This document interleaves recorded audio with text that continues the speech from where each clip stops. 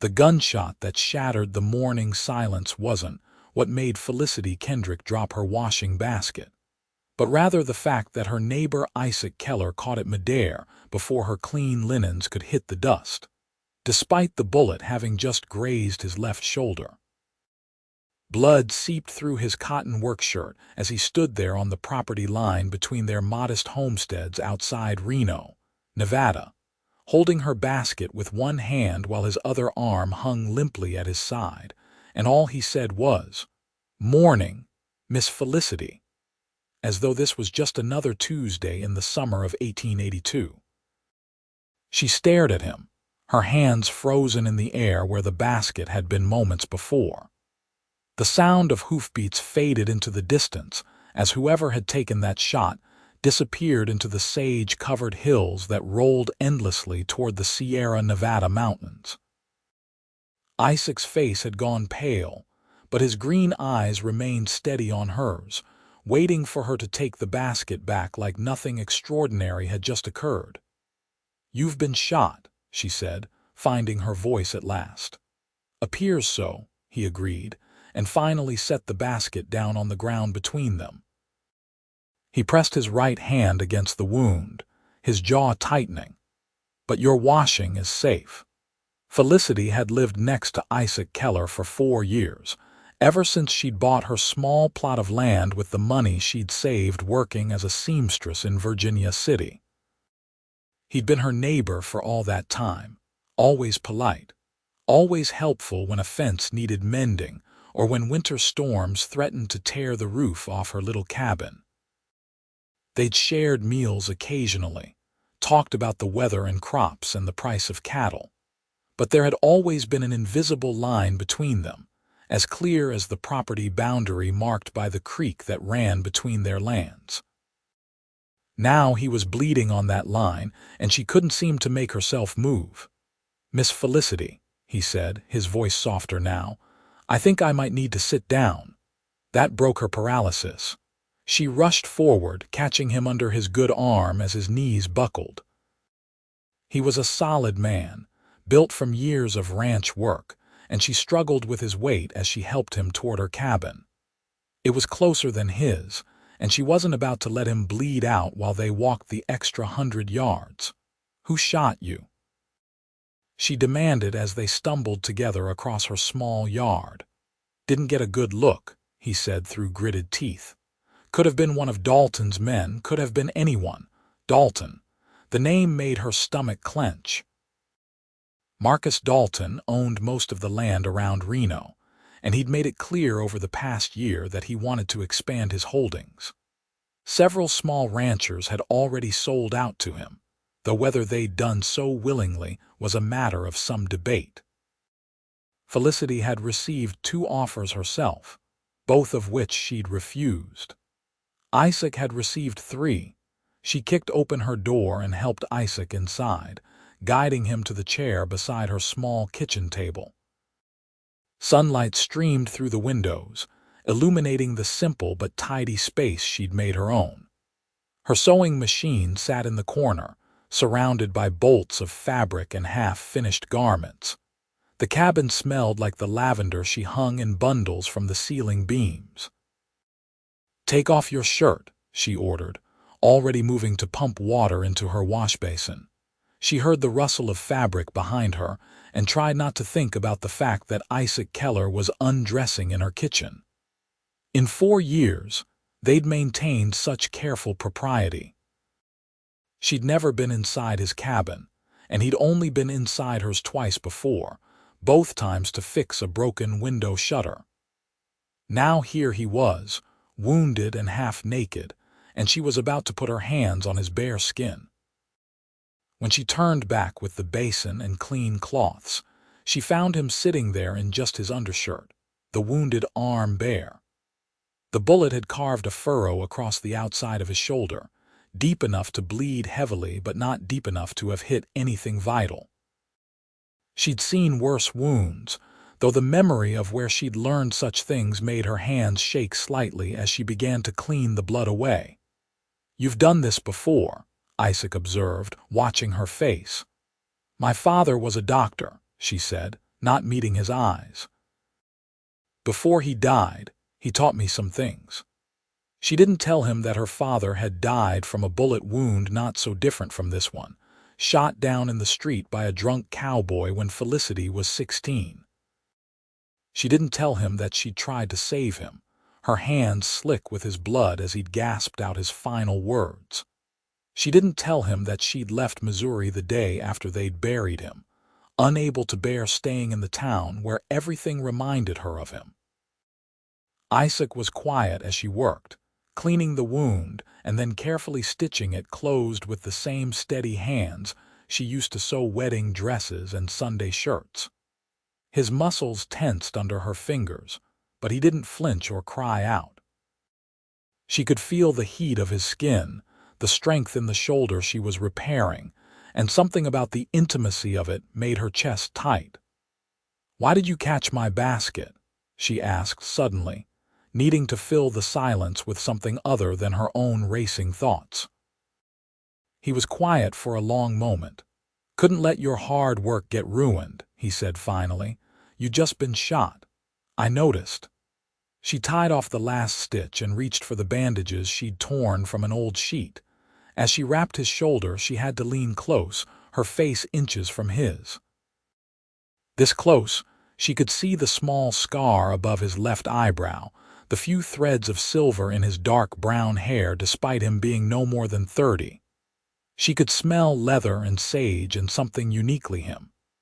"Miss Felicity," he said, his voice low enough that she felt it more than heard it. "Yes, thank you." She stepped back, suddenly aware of how long she'd been standing there with her hands on his bare shoulder, the bandaging complete. "You should rest," she said, busying herself with cleaning up the bloody cloths. "I'll make some tea." "I should get back to my place," he said, but he didn't move to stand. "You should rest," she repeated, more firmly this time. "You've lost blood, and I won't have you passing out and hitting your head on a rock because you're too stubborn to sit still for an hour." A small smile tugged at the corner of his mouth. "Yes, madam." She made tea using the herbs she grew in the small garden behind her cabin, and they sat together at her table in a silence that felt different from all the silences they'd shared before. This one was charged with something she couldn't quite name, heavy with words neither of them seemed able to speak. "It's getting worse," Isaac said finally, staring into his cup. "The pressure from Dalton, I mean." Felicity nodded. She'd heard the stories. Fences cut in the night. Livestock that mysteriously wandered off or turned up dead. Wells that suddenly ran dry because someone had diverted the water upstream. Nothing that could be directly traced back to Dalton, but everyone knew. "He came to see me last week," she said quietly. "Dalton himself, not one of his men. Said he'd give me a fair price, more than the land is worth. Said it would be wise to take it." Isaac's hand tightened around his cup. "What did you tell him?" "I told him this land is mine, bought and paid for, and I'm not selling it to him or anyone else." She met Isaac's eyes across the table. "What did you tell him?" "The same thing I told him the first 2 times. That I'd rather die than give up my land to a bully." The words hung in the air between them, and Felicity thought about that bullet, about how close it had come to doing more than grazing Isaac's shoulder. "Maybe we should both reconsider," she said softly. "It's just land. It's not worth dying over." "It's not just land," Isaac said with a fierceness she'd never heard from him before. "It's our home, our freedom, everything we've worked for." He paused, his eyes searching hers. "Don't tell me you'd really give up everything you've built here, everything you've fought for." She thought about the 4 years she'd spent turning this patch of Nevada desert into something green and living, the garden she'd coaxed from the stubborn soil, the chickens she raised, the small herd of goats that provided milk and cheese she sold in town, the sewing business she'd built, making clothes for the miners' wives and the saloon girls and the ranchers' daughters. It wasn't much, but it was hers, earned with her own sweat and tears and determination. No, she admitted. "I wouldn't give it up. I can't."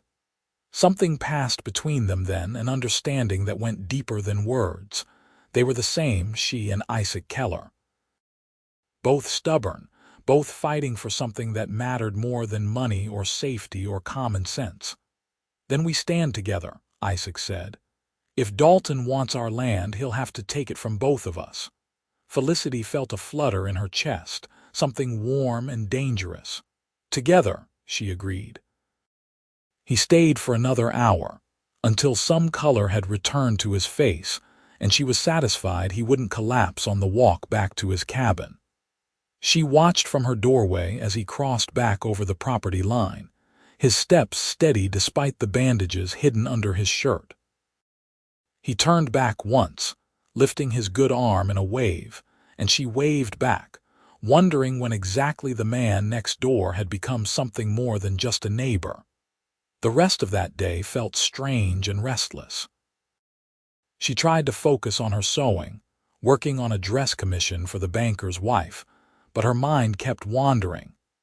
She kept seeing Isaac's face, pale with pain but determined, kept feeling the warmth of his skin under her fingers, kept hearing his voice saying "together" like it was a promise. When evening came and she went out to feed her chickens and goats, she found Isaac on his side of the creek, checking his own animals with his one good arm. They didn't speak, but she was aware of his presence with every breath, every movement. She wondered if he felt it too, this new thing that had sprung up between them in the space of a morning. Night fell over the Nevada desert, bringing the blessed cool that made the summer heat bearable. Felicity lay in her bed, listening to the coyotes sing in the distance, and thought about the 4 years she'd spent living next to Isaac Keller. 4 years of polite greetings and friendly conversations and careful distance. 4 years of telling herself she was fine alone, that she didn't need anyone, that the independence she'd fought so hard for was enough. But tonight, with her hands still remembering the feeling of his skin, she wondered if maybe she'd been lying to herself all along. The sound of breaking glass yanked Felicity from sleep sometime deep in the night. She sat up, heart pounding, and heard the whinny of frightened horses from Isaac's property. Without thinking, she grabbed the rifle her father had taught her to shoot and ran outside in her nightgown and bare feet. Flames licked up the side of Isaac's barn, orange and hungry against the black sky. She could see him struggling with the doors, trying to get them open, and she realized with horror that his horses were trapped inside. The wound in his shoulder must have been making it impossible for him to work the heavy bolt with enough force. Felicity ran, her feet finding rocks and thorns in the darkness, but she didn't stop. She reached Isaac's side and shoved the rifle into his hands, then threw her weight against the bolt. It gave way with a shriek of metal, and she pulled the doors open as Isaac fired twice into the darkness where she could now see figures retreating on horseback. "Get the horses," he shouted, and together they plunged into the smoke-filled barn. There were 3 horses inside, wild with fear. Isaac grabbed the first one, a big bay gelding, and let it out with his voice alone, speaking low and calm despite the fire eating its way across the roof. Felicity took the second, a mare she'd seen Isaac riding into town, and guided her out into the safety of the yard. By the time they got the third horse out, a young sorrel, the entire back wall of the barn was engulfed. They stood together watching it burn, both of them coughing, both covered in soot and ash. The horses milled around them, snorting and stamping but safe. Isaac's face was grim in the firelight. "Dalton," he said, not a question but a certainty. Felicity nodded, still catching her breath. There was no point trying to save the barn now. All they could do was make sure the fire didn't spread to the cabin or to her property across the creek. They worked together through the rest of the night, hauling water, beating back stray sparks, watching the flames slowly consume the building Isaac had helped build with his own hands when he'd first claimed this land 5 years ago. By dawn, the barn was nothing but smoking ruins. They sat on the ground beside the creek, both exhausted, both filthy, watching the sun paint the sky pink and gold above the mountains. "I'm sorry," Felicity said softly. Isaac shook his head. "Not your fault. If we hadn't said we'd stand together yesterday, maybe they'd have just focused on one of us. And maybe if I'd sold out the first time Dalton asked, none of this would have happened. But I didn't and I won't, and that's my choice." He looked at her, his eyes red-rimmed from smoke but fierce. "Don't you dare blame yourself for this." She met his gaze and saw no regret there, only determination. "What are you going to do? Rebuild," he said simply. "What else can I do? You could go to the sheriff and tell him what?" "That someone burned my barn in the night, and I think it was Dalton. We both know nothing will come of it. Half the town is in Dalton's pocket." He was right, and she knew it.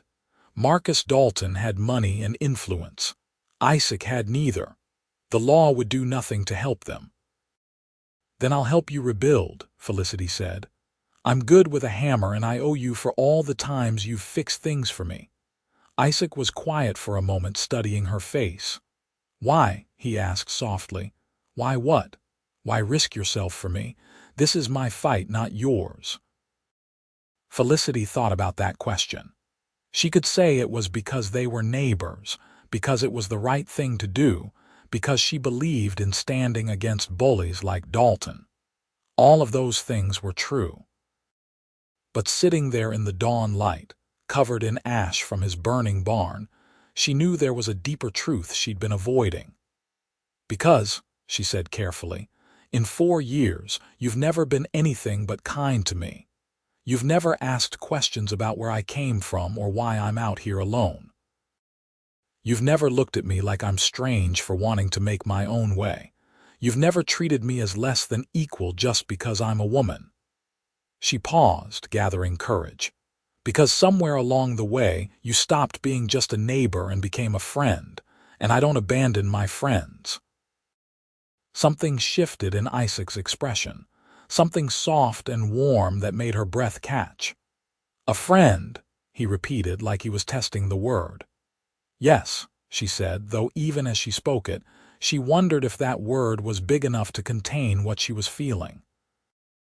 "Well then, friend," he said, and there was something almost tender in the way he said it. "I'd be grateful for your help." They spent the next 2 weeks working together from sunup to sundown, clearing away the ruins of the old barn and preparing to build a new one. Isaac couldn't do much heavy lifting with his shoulders still healing, so Felicity took on more of that work than she'd ever done before. Her hands blistered and her muscles ached, but there was something satisfying about the labor, about creating something solid and real. Other neighbors came to help too. Old Jim Ferris, whose small ranch bordered Isaac's on the north side. The Donovan family, who ran a farm 3 miles east. Even some folks from town showed up on the weekend. People who'd bought land from Dalton and then watched him squeeze out everyone else. People who were tired of seeing good men and women driven off their property. They raised the frame of the new barn on a Saturday in late July, everyone working together to hoist the massive beams into place. Felicity stood beside Isaac, both of them gripping the same rope, hauling with all their strength, and when the final beam slotted into place, the cheer that went up felt like victory. That night, after everyone else had gone home, Felicity and Isaac sat on his porch sharing a bottle of whiskey someone had brought to celebrate. The stars wheeled overhead in their endless dance, and the air smelled like sage and summer heat. "Thank you," Isaac said, not for the first time. "You don't have to keep thanking me," Felicity replied. The whiskey had made her warm and loose-limbed, more relaxed than she'd been in years. "Yes, I do," he insisted. "You didn't have to do any of this, but you did, and I won't forget it." She looked at him, at the strong line of his jaw and the way the starlight caught in his eyes, and felt something shift inside her chest. "Isaac," she said, his first name strange and intimate on her tongue after 4 years of Mr. Keller. "Felicity," he replied, and her name had never sounded like that before, like something precious. They sat in silence for a while, passing the bottle back and forth. Felicity could feel the question building in the air between them, the thing neither of them had been willing to acknowledge.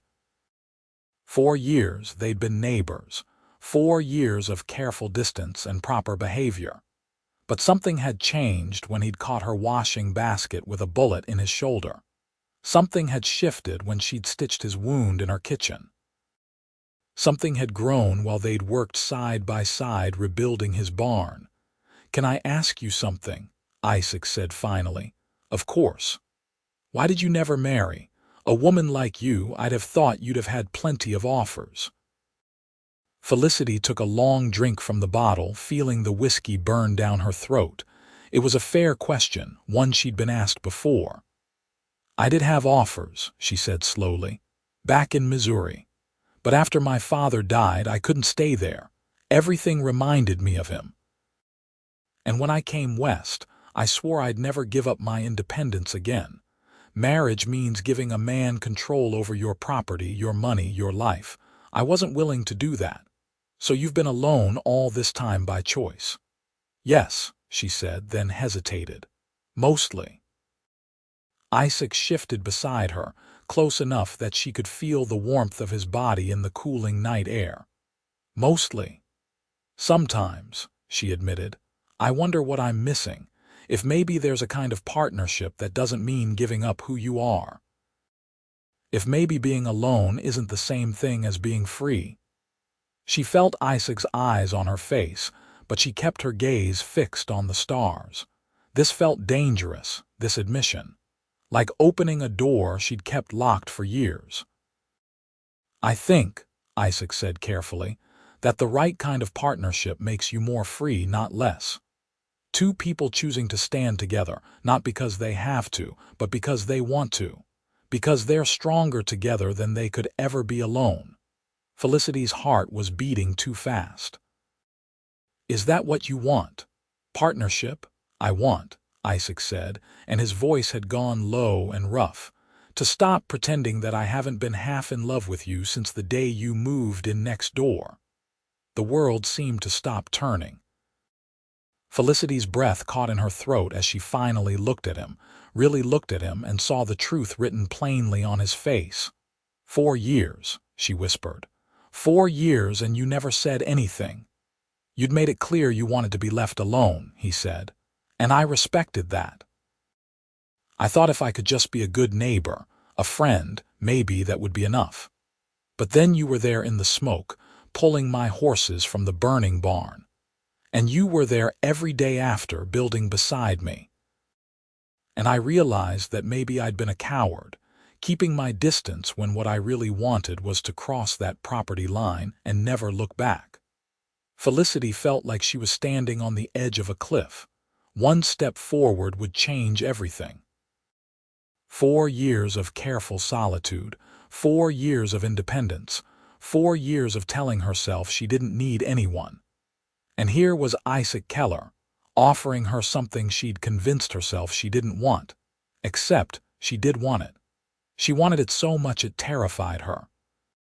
"I don't know how to do this," she said honestly. "I've spent so long protecting myself, keeping people at arm's length. What if I'm no good at letting someone in?" Isaac reached out slowly, giving her time to pull away, and took her hand in his. His palm was calloused from work, warm and solid and real. "Then we'll figure it out together," he said. "No rush. No pressure, just 2 neighbors who might want to be something more, taking it one day at a time." Felicity looked down at their joined hands, at the way her smaller fingers fit between his larger ones. It felt right in a way that scared her, like coming home to a place she'd never been. "One day at a time," she repeated. "Starting with tomorrow," Isaac said. "When you could maybe come to dinner at my place, instead of me always eating at yours or us both eating alone." A smile tugged at her lips. "That sounds suspiciously like a courting invitation, Mr. Keller." "Well, Miss Kendrick," he said, and she could hear the smile in his voice, "I suppose it might be. Then I accept." They sat there on the porch until the whiskey was gone and the moon had climbed high overhead, their hands still joined, neither of them willing to be the first to let go. When Felicity finally walked back to her cabin, her heart felt lighter than it had in years. The next evening, she put on her best dress, a blue cotton that matched her eyes, and walked across the creek to Isaac's cabin. He'd cleaned up too, his hair still damp from washing, wearing a shirt she'd never seen before. He'd cooked dinner, or attempted to, and the chicken was a little dry and the biscuits slightly burned, but Felicity thought it might have been the best meal she'd ever eaten. They talked about everything that night. Isaac told her about growing up in Colorado, about coming to Nevada to make his fortune and finding only hard work and harder land, but deciding that was enough. He told her about his parents, both dead now, and the sister back east who wrote him letters he never answered because he was ashamed he hadn't made more of himself. Felicity told him about Missouri, about her father and the practice he'd built helping anyone who needed it, whether they could pay or not. She told him about the drunk cowboy who'd shot her father over an imagined slight, and how the man had been acquitted because he'd been from a wealthy family, and her father had just been a doctor who treated poor folks. She told him about the rage and grief that had driven her west, looking for a place where she could be her own person, beholden to no one. "You've done that," Isaac said when she finished. "Built your own life on your own terms. That takes courage." "So have you," she pointed out. "You could have sold to Dalton and moved on, started over somewhere easier." "Could have," he agreed, "but I'm stubborn." "I'd noticed," she said, and they both laughed. When the evening grew late and Felicity stood to leave, Isaac walked her to the door.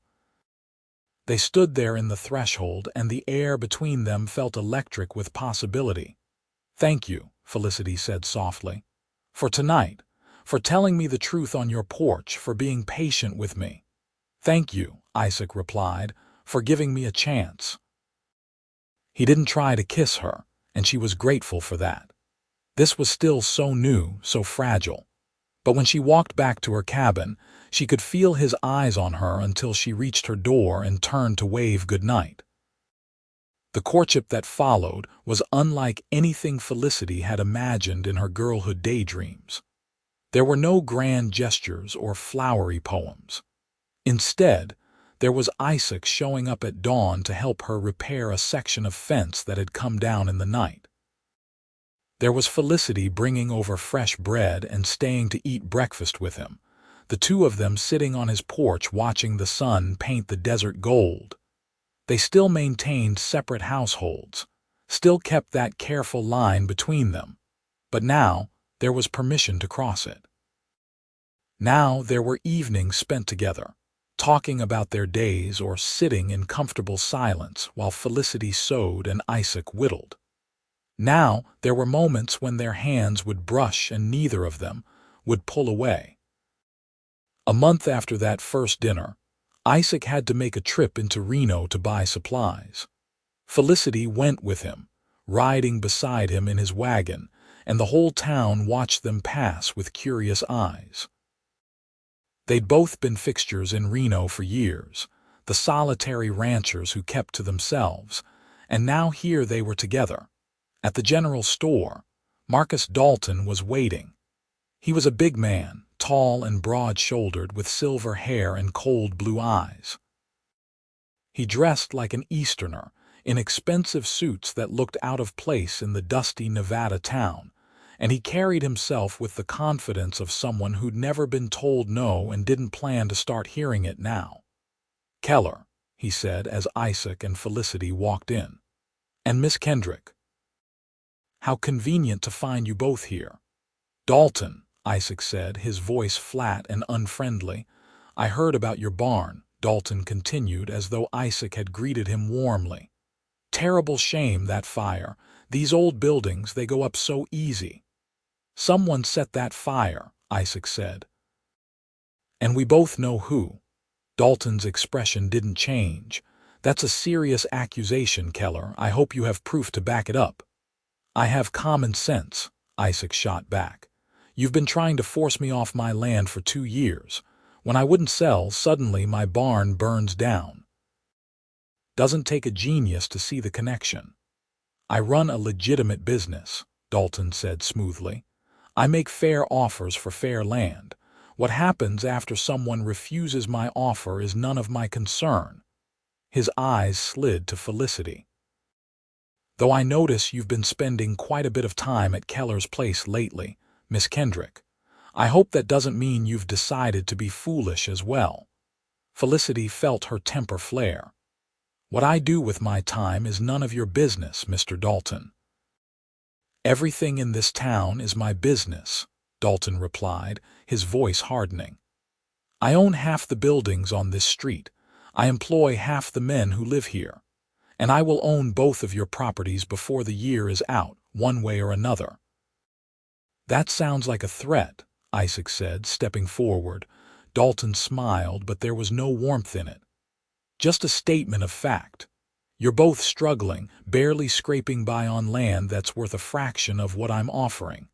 How long do you think you can hold out? Especially now that you're wasting time and resources on each other instead of focusing on survival."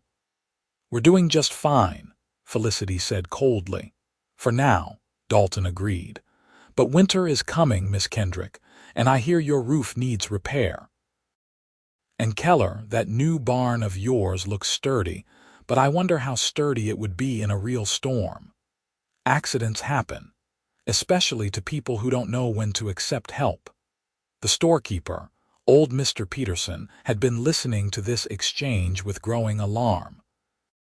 "Now see here, Mr. Dalton," he said nervously. "There's no call for talk like that."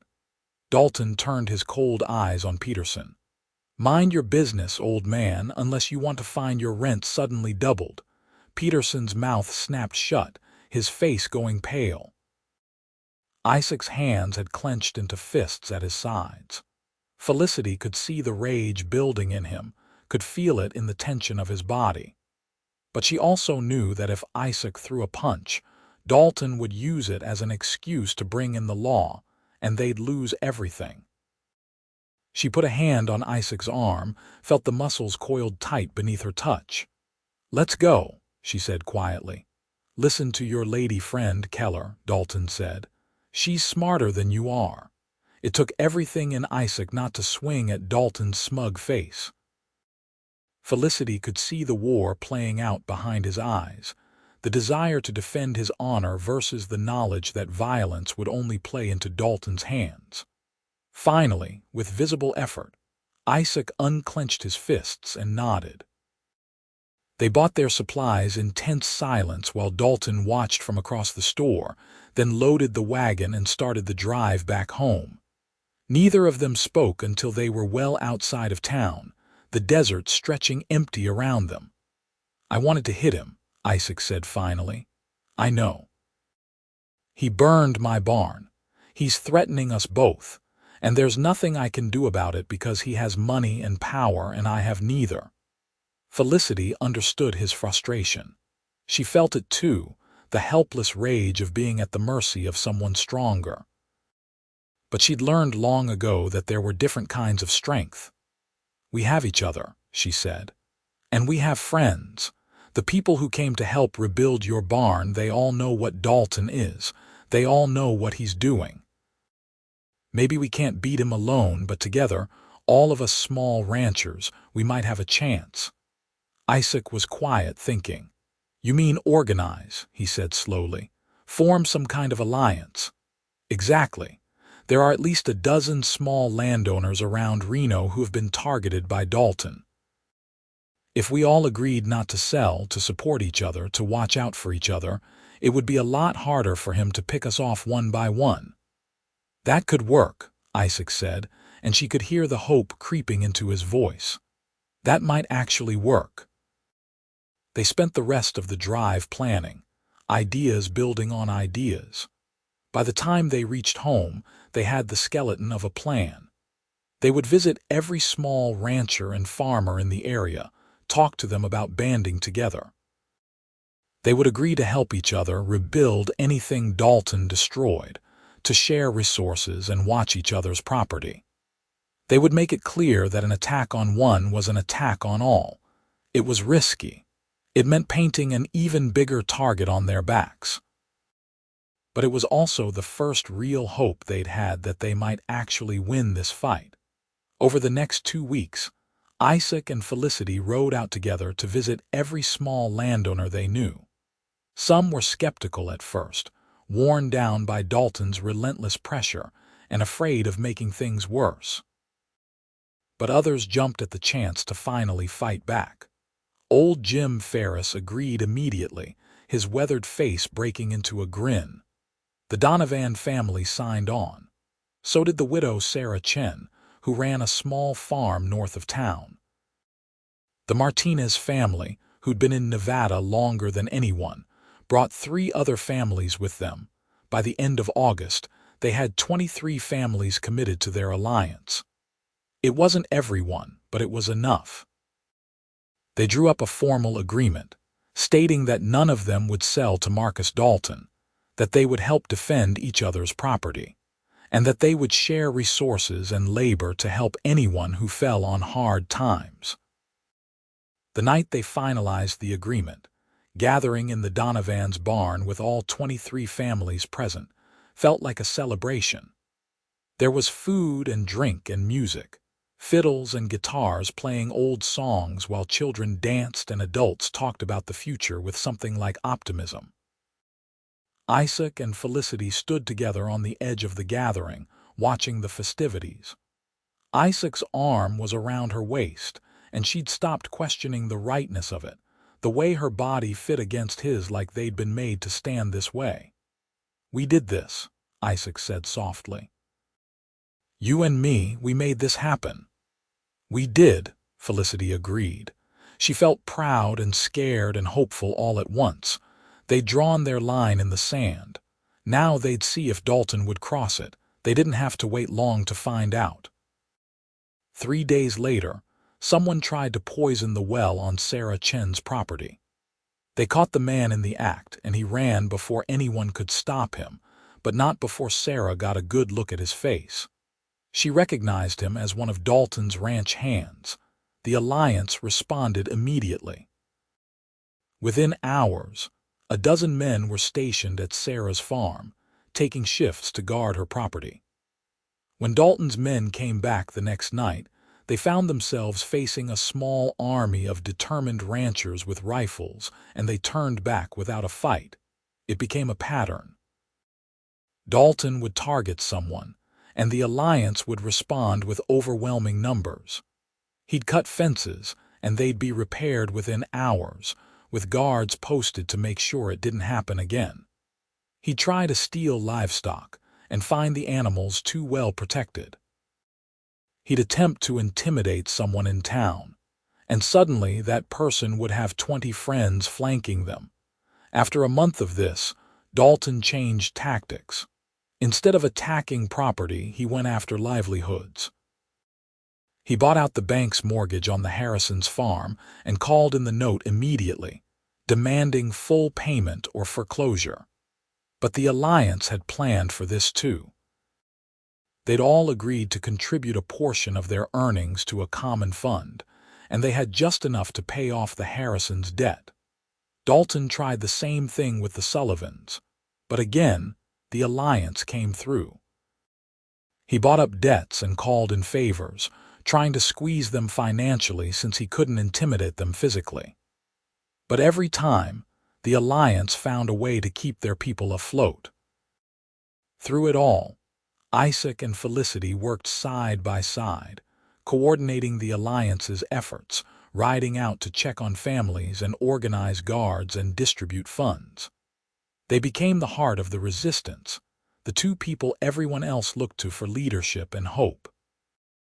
And somewhere in the middle of the fight, their courtship deepened into something neither of them had words for.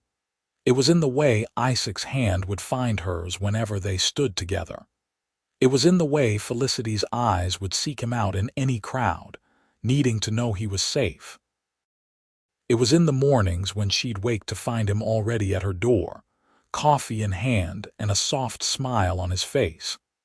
It was in the evenings when they'd collapse together on one of their porches, exhausted and triumphant, and talk about everything and nothing until the stars came out. One night in late September, with autumn beginning to cool the desert heat, they sat together on Felicity's porch after a long day helping the Martinez family bring in their harvest. Isaac had his arm around her shoulders, and her head was resting against his chest, listening to the steady beat of his heart. "Felicity," he said, and something in his voice made her lift her head to look at him. "Yes." He was looking at her with an expression she'd never seen before, tender and intense all at once. "There's something I need to ask you." Her heart started beating faster. "All right. We've been doing this for months now," he said. "This careful dance where we're together but still separate. Where I go home to my cabin and you go home to yours and we pretend that's enough. But it's not enough, not for me, not anymore." Felicity held her breath, waiting. "I want to wake up every morning with you beside me," Isaac continued. "I want to fall asleep every night knowing you're safe in my arms. I want to stop being two neighbors who might be something more, and start being what we both know we already are." He took her hand in both of his eyes searching hers. "I love you, Felicity Kendrick. I think I've loved you since the moment you moved in next door and I saw you hauling lumber to build your chicken coop, determined to do it all yourself. And I'm asking, will you marry me?" Felicity felt tears prick her eyes. 4 years ago, she would have said no. 4 years ago, she would have retreated behind her walls and her independence, too afraid of losing herself to let anyone in. But Isaac had shown her that love didn't have to mean surrender. He'd never tried to control her or change her or make her into something she wasn't. He'd stood beside her as an equal, fought alongside her, trusted her judgment and valued her strength. "I love you too," she said, her voice shaking. "I didn't think I could. I didn't think I'd ever trust anyone enough to let them that close. But you've proven me wrong every single day since the moment you caught my washing basket with a bullet in your shoulder." "Is that a yes?" Isaac asked, hope and fear warring in his expression. "That's a yes," Felicity said. And then she was laughing and crying at the same time as Isaac pulled her close and kissed her for the first time. It was nothing like the kisses in the romance novels Felicity sometimes read. It was better. It was real. It was 4 years of restraint breaking open into something wild and wonderful. It was the taste of coffee and the scratch of his beard and the strength of his arms around her. It was coming home and setting out all at once. When they finally broke apart, both breathing hard, Isaac rested his forehead against hers. "Why have I never kissed you before?" he murmured. Felicity laughed, the sound shaky with emotion. "Because we're both stubborn fools who needed 4 years to figure out what everyone else probably saw from the start." 4 years wasted," Isaac said. "Not wasted," Felicity corrected. "We needed that time. We needed to know each other as friends first, as equals. Otherwise, we never would have trusted this." Isaac kissed her again, softer this time, reverent. "When?" he asked. "When can we get married?" "As soon as you want," Felicity said. "Tomorrow, if you'd like. Tomorrow sounds perfect." They were married 3 days later, not because they needed more time to prepare, but because it took that long to round up everyone in the alliance and get the preacher out from Reno. They held the ceremony at the Donovan's barn, the same place where they'd formed their alliance, and it felt right to celebrate this new beginning in the place where they'd all agreed to stand together. Felicity wore a dress she'd made herself, simple white cotton with blue embroidery at the hem and sleeves. Sarah Chen had helped her with her hair, pinning it up with wildflowers they'd gathered that morning. Isaac wore his Sunday suit, cleaned and pressed, and when Felicity walked toward him through the crowd of their friends and allies, the look on his face made her feel like the most beautiful woman in the world. The preacher kept the ceremony short and sweet. They exchanged vows, promising to love and honor each other, to stand together through whatever came. When the preacher pronounced them husband and wife and Isaac kissed her in front of everyone, the cheer that went up shook the rafters. The celebration that followed lasted well into the night. There was food that everyone had contributed, a feast spread across borrowed tables. There was music and dancing, and at one point old Jim Ferris stood up and gave a toast that had everyone laughing and crying at the same time, talking about how he'd watched Isaac and Felicity circle each other for years, both too stubborn to admit what everyone else could see. When the party finally wound down and the last guests departed, Isaac lifted Felicity into his arms and carried her across the threshold of his cabin, which was now their cabin, their home. He set her down gently in the bedroom and they stood there for a moment, suddenly shy with each other despite everything they'd been through. "Are you nervous?" Isaac asked softly. "A little," Felicity admitted. "Are you terrified?" he said, and they both laughed, the tension breaking. "We've faced down Marcus Dalton and his hired guns," Felicity said. "I think we can handle this." "Together," Isaac said and drew her close. They made love that night with a tenderness that took Felicity's breath away. Isaac was gentle and patient, taking his time, making sure she felt safe and cherished. And when it was over and they lay tangled together in the darkness, Felicity felt a completeness she'd never known before. This was what she'd been missing all those years, not just the physical intimacy but the emotional connection, the bone-deep trust that came from truly knowing someone and being known in return. "I love you," she whispered against his chest. "I love you too," Isaac replied, his arms tightening around her. "And I'll spend the rest of my life proving it to you." The weeks that followed their wedding were some of the happiest of Felicity's life, despite the ongoing conflict with Dalton. She moved her belongings into Isaac's cabin, merging their lives in practical ways that felt surprisingly natural. They fell into routines together, sharing the work of maintaining both properties, making decisions as partners. The alliance continued to hold strong against Dalton's pressure. He'd stopped the overt attacks after it became clear they were just making the alliance more determined, but he was still working behind the scenes, buying up debts and trying to manipulate the financial situation in Reno to squeeze them out. In November, Dalton made his boldest move yet. He bought the general store from old Mr. Peterson, who'd been trying to sell for months due to failing health. With control of the only general store in town, Dalton immediately doubled his prices for anyone in the alliance and refused to extend credit like Peterson had always done. It was a serious blow. Most of the families in the alliance lived on thin margins, and suddenly having to pay double for basic supplies while having no credit was crushing. Some families started to waver, talking about maybe accepting Dalton's offer after all. Isaac and Felicity called an emergency meeting of the alliance. 20 families showed up, 3 fewer than before, and the mood was tense and worried. "We can't let him break us now," Isaac said, addressing the group. "Not after we've come so far." "Easy for you to say," John Donovan replied, frustration clear in his voice. "You and Felicity have savings. Some of us are barely getting by, and now we're expected to pay twice as much for flour and sugar and everything else. How long can we hold out like this?" It was a fair question, and Isaac didn't have a good answer. Felicity stood beside him, her mind racing.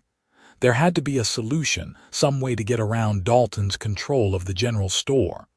"What if we started our own store?" she said suddenly. Everyone turned to look at her. "What do you mean?" Sarah Chen asked. "Dalton controls the only general store in Reno," Felicity explained, the idea taking shape as she spoke. "But there's nothing stopping us from starting our own store. We could pool our resources, buy a building or use someone's barn and send someone to Carson City to buy supplies wholesale. We'd cut Dalton out completely." There was a moment of silence as everyone processed this. Then Jim Ferris started to laugh. "That's brilliant," he said. "Why didn't we think of that before?" "Because we're all too used to thinking of ourselves as small and powerless," Isaac said, catching on to Felicity's idea. "But we're not. There are 20 of us here. If we all contribute what we can, we could definitely start our own store." The mood in the room shifted from despair to hope. They spent the next 2 hours hammering out details. The Martinez family had a large barn they weren't using that could be converted into a store. Jim Ferris knew a supplier in Carson City who'd give them wholesale prices. Sarah Chen volunteered to manage the store, since her farm was small enough that her oldest son could handle it. Everyone agreed to contribute either money or labor to get the store up and running. Within a month, they'd done it. The Alliance General Store opened for business on a cold December morning, and half the town showed up to show their support. Dalton's store sat empty most of that day, while the Alliance store bustled with activity. Dalton's response was swift and vicious. That night, someone tried to set fire to the Alliance store, but they'd been expecting something like this, and the guards posted outside caught the arsonist before he could do more than scorch the outside wall. This time, they didn't let the man run. They hauled him directly to the sheriff and demanded he be arrested. The man confessed under pressure that Dalton had hired him, and suddenly, the whole town knew what they'd all suspected.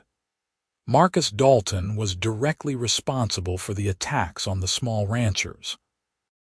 The sheriff, who'd been in Dalton's pocket, found himself facing down an angry mob of townspeople and had no choice but to arrest Dalton pending investigation. The trial was held in February of 1883, and it was the biggest thing to happen in Reno in years. Witness after witness came forward to testify about Dalton's intimidation tactics, his hired thugs, the systematic campaign he'd waged against anyone who wouldn't sell to him. The arsonist testified in exchange for a lighter sentence, laying out the whole conspiracy. Isaac and Felicity sat in the courtroom every day, watching justice slowly unfold. When the verdict came back guilty and Dalton was sentenced to 10 years in prison, the courtroom erupted in cheers. That night, the Alliance threw a celebration that made their wedding party look small. Everyone came together to mark the end of the threat that had hung over them for so long. They'd won. They'd actually won.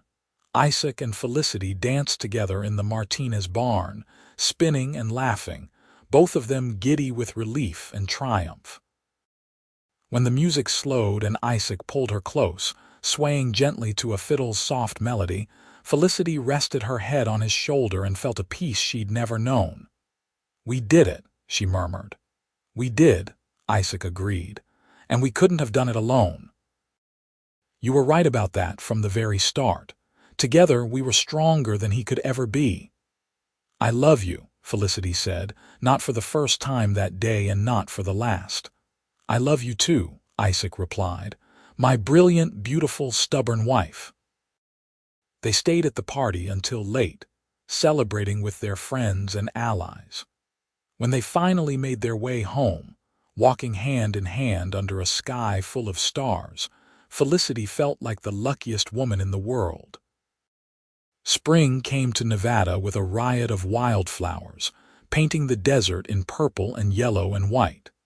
Felicity planted a garden twice the size of her old one, now that she had Isaac to help with the heavy work.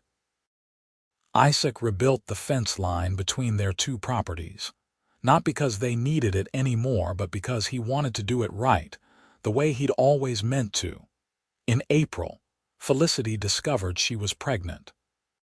She told Isaac one morning over breakfast, just blurting it out because she couldn't keep it in any longer. The look of joy on his face was something she'd treasure forever.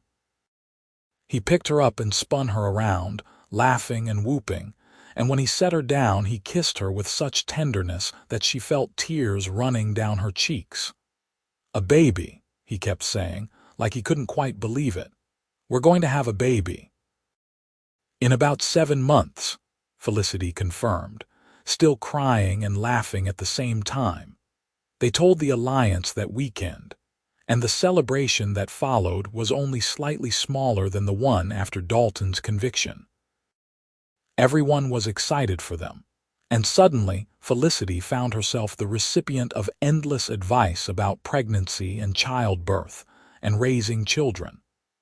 Sarah Chen gave her a cradle that had been in her family for 3 generations. The Donovan women organized a quilting bee to make blankets for the baby. Jim Ferris whittled toys and promised to teach the child to ride as soon as they were old enough to sit a horse. The pregnancy was not easy.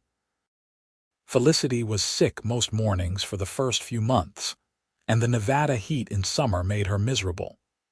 But Isaac was there through all of it, holding her hair when she was sick, bringing her water when she was too tired to move, rubbing her feet when they swelled in the evenings. "I'm not sure I'm very good at this," Felicity said one particularly difficult day in July, when the heat was oppressive and she felt like a whale and everything made her cry. "You're doing amazing," Isaac assured her, his hand gentle on her swollen belly. "You're growing our child." "There's nothing more amazing than that.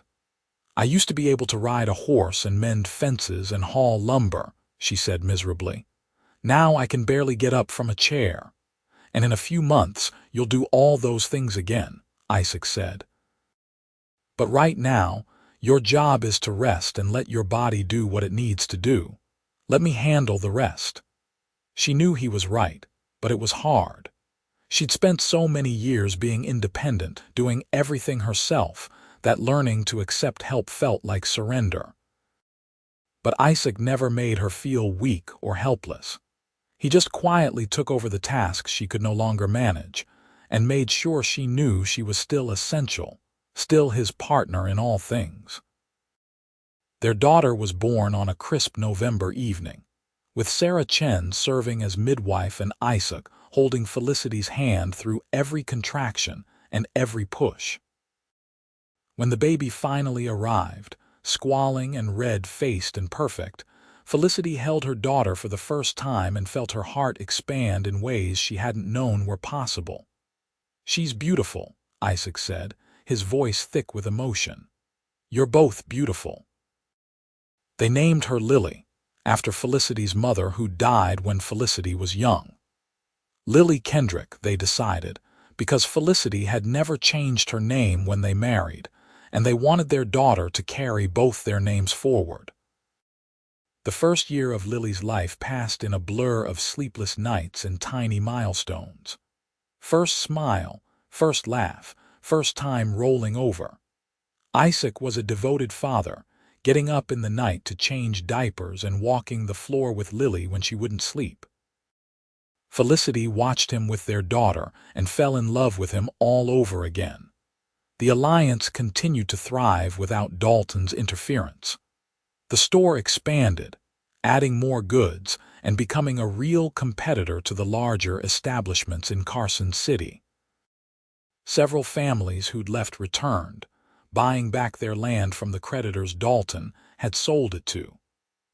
The sense of community that had formed during the fight against Dalton deepened into something lasting, a network of mutual support that made all their lives better.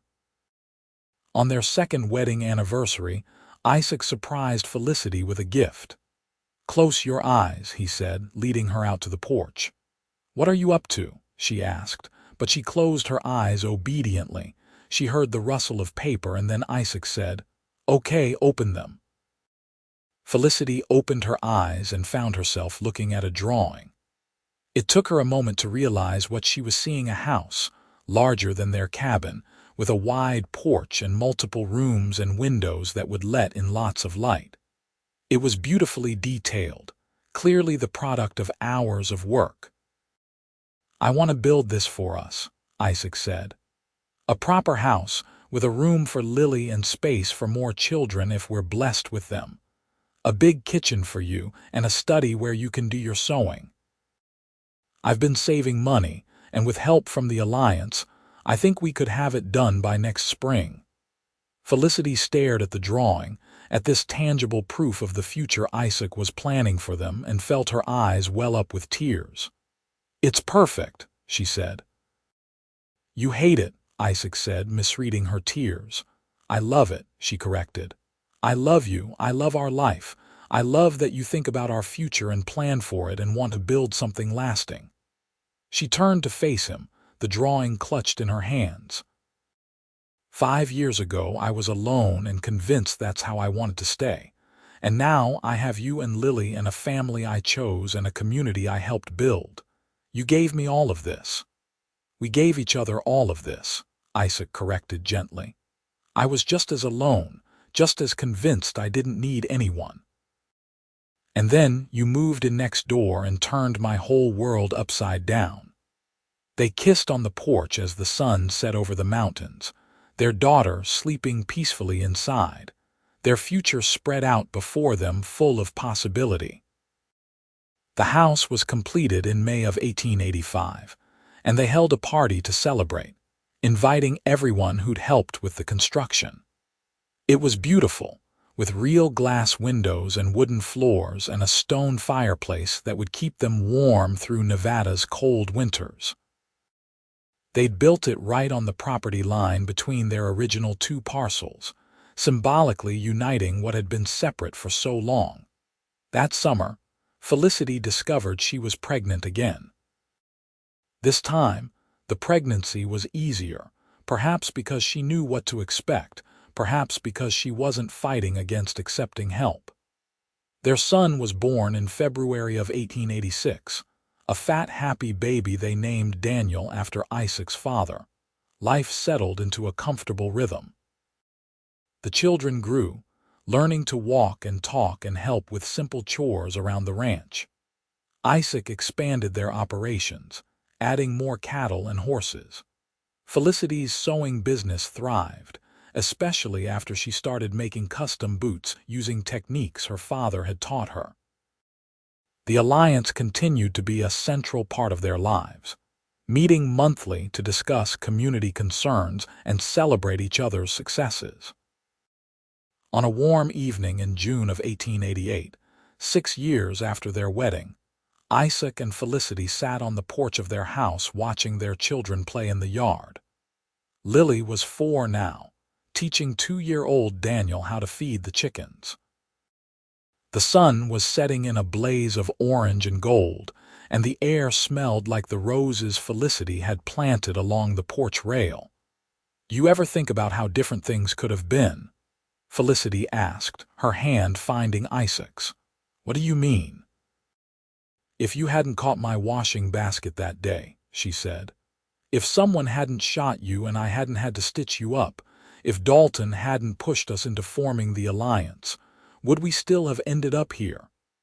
Isaac was quiet for a moment, considering. "I'd like to think so," he said finally. "I'd like to believe that eventually we would have figured it out, that the connection between us was too strong to ignore forever. But maybe we needed all of that. Maybe we needed the crisis to push us past our fears." "I spent so many years being afraid," Felicity said softly. "Afraid of losing my independence, afraid of giving someone power over me, afraid of being hurt. And then you showed me that love doesn't have to be any of those things." "You taught me the same thing," Isaac said. I thought wanting someone meant being weak, needing them meant being less of a man. But you showed me that real strength is being willing to be vulnerable, that real courage is choosing to open your heart knowing it could break. They sat in comfortable silence for a while, watching their children, listening to the desert wind whisper through the sage. This was their life now, built from nothing but determination and love and stubborn refusal to give up. It wasn't always easy ranching in Nevada, never was, but it was theirs, and it was good. Isaac, Felicity said eventually. Yes. Why did it take you 4 years to kiss me? He laughed, the sound warm and rich in the evening air. Because I'm a fool, he said. Because I thought respecting your independence meant keeping my distance, when what I should have done was respect you enough to be honest about my feelings. And why did it take me 4 years to let you? Felicity asked. Because you're stubborn, Isaac replied, pulling her close. But so am I. We're a matched pair, you and me. Yes, Felicity agreed, resting her head on his shoulder. We are. Lily ran up to the porch then, her face flushed with excitement. Mama, Papa, come see. Daniel caught a lizard all by himself. They got up and went to admire Daniel's catch, praising his hunting skills even as Felicity made him promise to let the lizard go before bedtime. As they stood together in their yard, their children laughing around them and their home solid behind them, Felicity felt a contentment so deep it was almost overwhelming. This was what she'd been looking for all along, she realized. Not independence for its own sake, but the freedom to choose her own path and build her own life. And she'd found that, here in the Nevada desert with a cowboy who'd been her neighbor for 4 years before becoming everything else. The years that followed brought both joy and challenges. There were droughts that tested their resources and their resolve. There were years when the cattle got sick, or the crops failed, or money was tight. But through it all, they had each other, and the alliance they'd built. A community that pulled together in hard times and celebrated together in good ones. Lily grew up to be a teacher, opening a small school for the Alliance children right there in what they'd started calling Alliance Town, the community that had grown up around their general store. Daniel became a rancher like his father, taking over more of the day-to-day operations as Isaac grew older. They had 2 more children, another son and another daughter, born in 1889 and 1891. On their 10th wedding anniversary, Isaac took Felicity back to the spot where he'd caught her washing basket all those years ago. The creek still ran between what had once been their separate properties, though now it was all just home. They stood on the bank, holding hands, remembering. If someone had told me that morning that I'd marry my neighbor, Felicity said, I would have thought they were crazy. If someone had told me that getting shot would be the best thing that ever happened to me, Isaac replied, I would have agreed they were crazy. They laughed together, the easy laughter of people who'd spent years learning each other's rhythms and quirks. Isaac pulled her close, and they swayed together in the afternoon sun, dancing to music only they could hear. I love you, Felicity said, the words as true now as they'd been the first time she'd said them. I love you too, Isaac replied, for the rest of my life and whatever comes after. They kissed there by the creek, the same passion that had ignited between them 6 years ago still burning bright.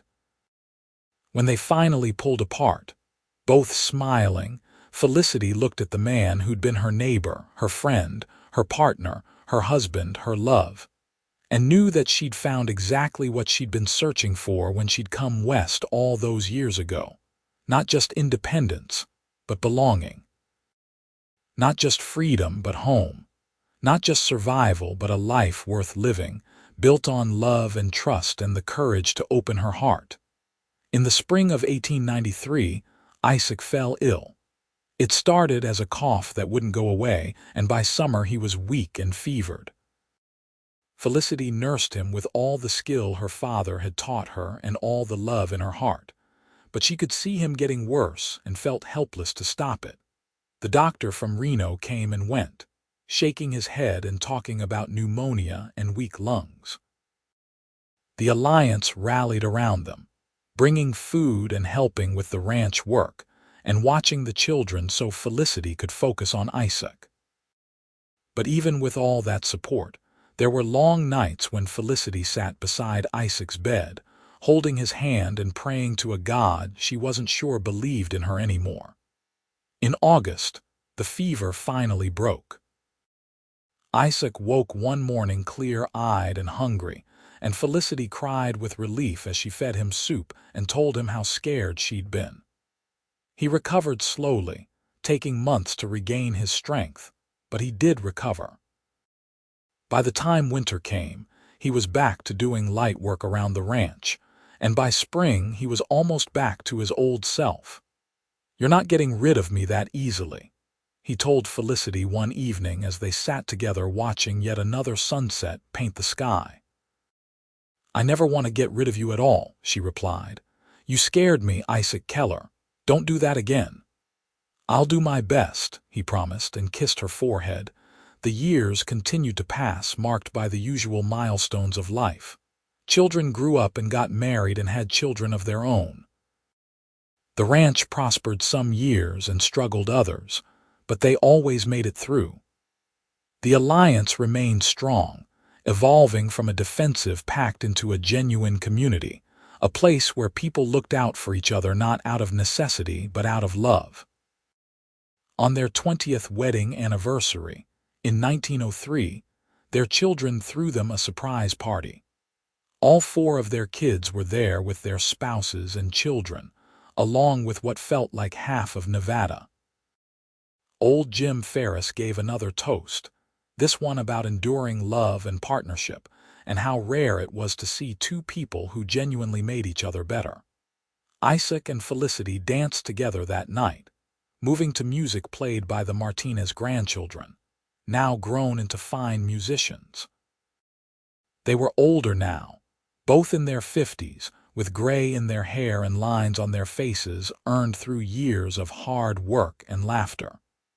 But when Isaac looked at Felicity, he still saw the beautiful, fierce woman who'd stitched up his shoulder and captured his heart.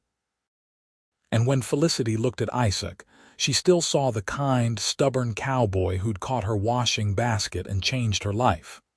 20 years, Isaac said as they swayed together. "Doesn't seem like nearly enough." "Then we'll have to shoot for 40, Felicity replied. "Deal," Isaac said, and kissed her in front of everyone, to the cheers and applause of their family and friends. They didn't quite make it to 40 years, but they came close. Isaac passed away in 1920 at the age of 68, dying peacefully in his sleep with Felicity beside him. She held his hand as he took his last breath, and though her heart broke, she also felt grateful. Grateful for every day they'd had together, every moment of joy and even the struggles, because all of it had been theirs, built together from nothing but love and determination. Felicity lived another 5 years after Isaac died, surrounded by her children and grandchildren and great-grandchildren in the house he'd built for them. She spent her days telling stories about the old times, about Dalton and the Alliance and the fight to keep their land. But mostly she told stories about Isaac, about the cowboy who'd been her neighbor for 4 years before he'd finally asked her why he'd never kissed her. When she died in 1925, at the age of 70, they buried her beside Isaac on a hill overlooking the ranch they'd built together.